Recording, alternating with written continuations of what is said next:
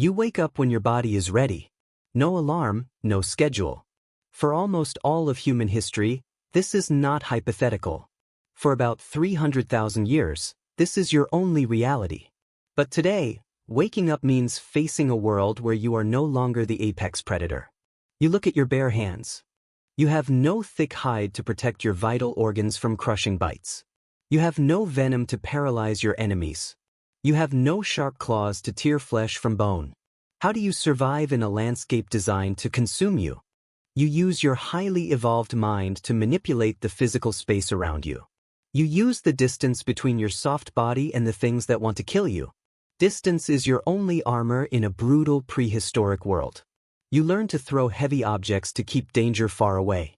It starts with a simple rock lifted from the cold riverbed. You pick it up and feel its rough weight in your palm. You hurl it at a stalking predator to buy yourself a single second of time. Does a single thrown rock guarantee your survival against a starving beast? That rock is merely a desperate delay tactic. You quickly realize that a blunt object is not enough to permanently stop a massive biological threat. You need tremendous speed and you need deep flesh penetration. You begin to deliberately shape the natural world around you to fit your survival needs. You find straight branches hidden in the dense forest canopy. You carefully sharpen the ends of these wooden sticks using jagged stones. You create the very first primitive thrusting spears. But thrusting a spear requires you to stand within arm's reach of razor-sharp teeth. Why would you ever risk your fragile life getting that dangerously close to a dying angry animal? You realize you must launch these spears violently through the air. Your physical anatomy slowly begins to change over thousands of generations to accommodate this specific action. Your shoulder joint eventually evolves into a highly unique biological mechanism. Biological anthropologist Neil Roach from Harvard University studied this exact anatomical shift in human evolution. He discovered that your ancestors adapted to store incredible amounts of elastic energy in the tendons of the human shoulder. Your shoulder essentially became a biological slingshot specifically designed for lethal blunt force. You are a biological throwing machine built purely by the brutal pressures of natural selection. You pull your arm back and smoothly release the stored kinetic energy. The heavy spear flies silently through the cold morning air. It strikes the running target and you finally secure rich meat for your starving family. Is this anatomical advantage alone enough to conquer the entire prehistoric world? Muscle tissue has strict and unforgiving physical limits.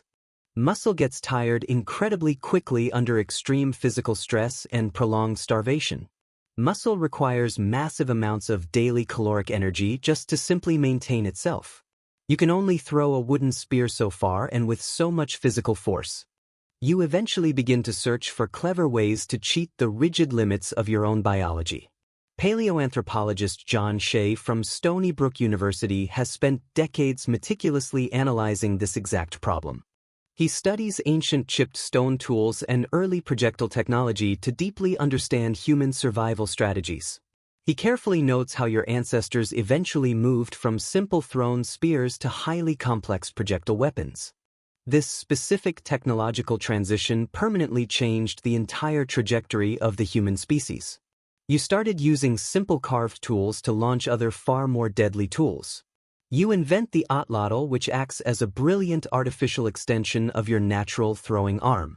This simple carved piece of wood drastically amplifies your leverage and your maximum throwing speed. The dart travels incredibly fast and hits the target with devastating kinetic energy. But you are still completely dependent on the wide physical swinging motion of your entire body. How do you hunt skittish prey that easily startles at any sudden violent movement in the brush? You wait for countless generations to pass and the global climate to slowly change. You learn to perfectly store latent energy in flexible wood and dried animal sinew. You finally invent the bow and arrow. You slowly and silently draw the tight string back while hidden low in the tall grass. You lock the massive mechanical energy into the deeply bent wood of the bow. You hold that immense lethal potential energy perfectly still.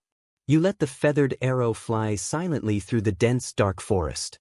You kill your target from exactly 50 paces away without making a single sound. You kill from over 100 paces away and remain completely safely hidden. You have fundamentally and permanently rewritten the rigid rules of the biological food chain. But even the most powerful wooden bow is eventually limited by the physical strength of your own arms. You can only pull a heavy taut bowstring back so far before your tired muscles completely fail. You can only store a finite measurable amount of mechanical energy in the bending wood. What happens when your flesh and bone are simply no longer enough to ensure your survival? You wait for long centuries while vast ancient empires violently rise and fall across the changing continents. You wait for the complete human mastery of contained fire and complex metallurgy. You suddenly find yourself walking slowly through a bustling, dense city in ancient China. It is the 9th century, and you are certainly not a seasoned violent warrior. You are a highly dedicated alchemist tirelessly searching for hidden mystical cosmic truths. You are sitting quietly in a dark room filled with heavy ceramic bowls and strange crushed minerals. You are not looking for a new and efficient way to kill innocent people. You are actively looking for a magical medical way to live absolutely forever. You are desperately searching for the legendary mythical elixir of eternal life. You mix bright yellow sulfur carefully extracted from deep dangerous volcanic vents. You mix dark black charcoal taken directly from the cold remnants of your cooking fires.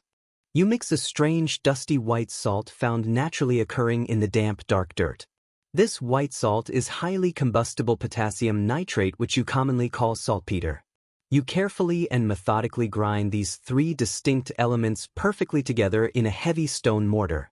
You apply direct hot heat to the dark mixture to chemically bind the loose ingredients. You fully expect a magical glowing potion that will instantly cure all known human diseases. You fully expect to drink this foul mixture and finally achieve true biological immortality. What happens next violently and permanently changes the world forever. The dry chemical mixture absolutely does not turn into a soothing healing medicine. The volatile chemical mixture violently erupts directly in your face without any warning. It burns instantly with an incredibly intense and blindingly bright hot flash. It releases a massive amount of expanding thick gas in a tiny fraction of a single second. You have just accidentally discovered the terrifying hidden power of rapid chemical combustion. You have completely inadvertently discovered the exact chemical formula for black gunpowder. The famous 7th century royal physician and master alchemist Sun Simiao documented these exact extreme dangers. He strictly warned other ancient Chinese scientists about the highly volatile, unpredictable nature of mixing sulfur and saltpeter. He wrote highly detailed, terrifying accounts of careless alchemists who accidentally burned down their entire wooden homes. He graphically described the horrific permanent injuries of badly burned hands and totally shattered ceramic mixing bowls. You were genuinely just trying to cure the inevitable tragic reality of human death. You accidentally created the single most efficient tool for causing mass death in all of human history. How does a disastrous laboratory fire hazard eventually become a modern functional gun? You do not immediately build a heavy metal firearm right after this explosive discovery. You are still thinking strictly with the peaceful philosophical mindset of an eccentric spiritual alchemist. You think this rapidly burning black powder is merely a fascinating, dangerous curiosity. You use it primarily to create incredibly loud, colorful fireworks for massive royal celebrations. You use the sudden bright explosions to effectively scare away dangerous, invisible, evil spirits. You use it strictly for loud, startling popping noises and bright, harmless decorative flashes. But brilliant, ruthless military minds eventually see the true, incredible destructive potential. You are now a desperate, exhausted soldier fighting during the highly turbulent Song dynasty. Your massive walled stone city is currently under heavy, relentless siege by a massive invading foreign army. You desperately need a totally new way to aggressively defend the towering high stone walls. You pack this highly volatile black powder incredibly tightly into a hollow, thick bamboo tube. You firmly tie this loaded bamboo tube securely to the end of a long, sharp wooden spear. You carefully light a short, slow-burning fuse directly connected to the packed powder. You point the open burning end of the bamboo tube directly at the charging, screaming enemy. A chaotic, terrifying torrent of bright sparks and thick dark smoke and intense fire erupts from the tube. You instantly blind the attacking armored soldiers as they frantically climb the tall wooden ladders. You severely burn their exposed faces and quickly ignite their heavy dry wooden armor. You absolutely terrify them with a roaring weapon they have literally never seen before. You have just successfully created the fire lance, which is the first true directional explosive weapon. But this early burning bamboo weapon does not actually shoot a solid lethal metal bullet. It essentially functions merely as a very short-range primitive chemical flamethrower. Why is this specific functional mechanical distinction so critically important to human history? Historian Antonio Andrade, who wrote the groundbreaking book The Gunpowder Age, tracked this exact technological evolution. He masterfully showed exactly how the primitive bamboo fire lance slowly transformed over many bloody violent decades. You eventually naturally realize that the rapidly expanding hot explosive gas constantly needs somewhere to go. You realize that if you quickly put a solid heavy object inside the hollow bamboo tube, the gas will push it outward. The violently expanding chemical gas naturally creates immense and immediate internal physical pressure. The massive pressure violently and instantly seeks the absolute path of least physical resistance. The only path of least resistance is straight out the open front end of the long tube. You carefully put a sharp, heavy piece of broken pottery deep inside the loaded bamboo fire lance. You ignite the short fuse and firmly brace yourself for the sudden violent recoil. The black powder explodes instantly and the trapped hot gas expands violently behind the pottery. The jagged heavy pottery is violently expelled straight forward at incredible terrifying speed. It violently strikes the charging enemy soldier long before he can even swing his heavy steel sword. It easily pierces straight through his thick protective leather armor. It completely shatters his fragile bones and drops him instantly dead to the bloody dirt. You have just intentionally fired the very first functional projectile gun in human history. But hollow bamboo is fundamentally and structurally flawed for safely containing such massive internal explosive pressure.